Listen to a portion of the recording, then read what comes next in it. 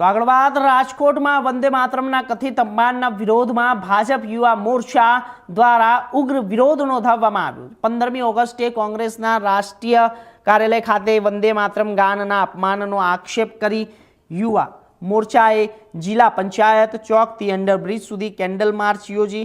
ત્યારબાદ ભાજપ કાર્યકર્તાઓએ કોંગ્રેસ કાર્યાલય પહોંચ્યા હતા અને ત્યાં સંપૂર્ણ વંદે માતરમ ગાઈ વિરોધ નોંધાવ્યો। કાર્યકર્તાઓએ સામસામે ન આવે અને કોઈ ઘર્ષણ ન થાય તે માટે પોલીસે કોંગ્રેસ કાર્યાલય પાસે બેરિકેડિંગ કરી ચુસ્ત પોલીસ બંદોબસ્ત ગોઠવ્યા હતા।